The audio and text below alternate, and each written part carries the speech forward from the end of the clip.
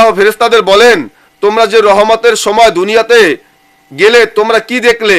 ফেরেশতারা আল্লাহ পাককে বলেন, দেখলাম তোমার একজন বান্দা তাদের সত্য পীরের দরবারে ধুলাবালির মধ্যে কাঁদছে।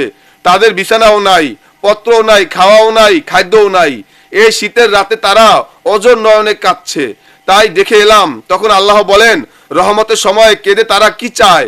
ফেরেশতাগণ বললেন, তাদের তো কিছুই চাইতে দেখলাম না, তারা তোমাকেই চায়, তোমার মহব্বত কামনা করে। তখন আল্লাহ বলেন, তারা কি দোজকের ভয়ে কাঁদে? ফেরেশতারা বলেন, তাও তো মনে হলো না। আল্লাহ তাআলা বলেন, তারা কি বেহেশতের জন্য কাঁদে? ফেরেশতারা বলেন, না, তাও তো চায় না, তারা তোমাকেই চায়, তোমার মহব্বত কামনা করে। তখন আল্লাহ বলেন, আমি রহমতের ভান্ডার খুলে দিলাম, তোমরা তাদের জন্য রহমতের ভান্ডার দান করো, তাদের দিল ও সশরীরের চাম নরম করে দাও। আল্লাহ তাআলার জিকিরে দিল ও চাম উভয় নরম হয়ে যায়। তাই তোমাদের যে শিক্ষা দিচ্ছি তোমরা তা ভুলো না।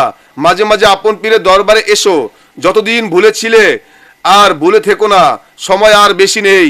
আমি তোমাদের আল্লাহর হাতে সঁপে দিলাম।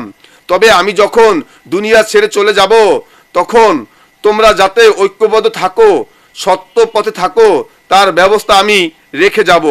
পরবর্তী সময়ে তোমরা যাতে আল্লাহ তাআলার দ্বীন প্রচার করতে পারো, আল্লাহকে দেখতে পারো, এর ব্যবস্থাও আমি করে যাব।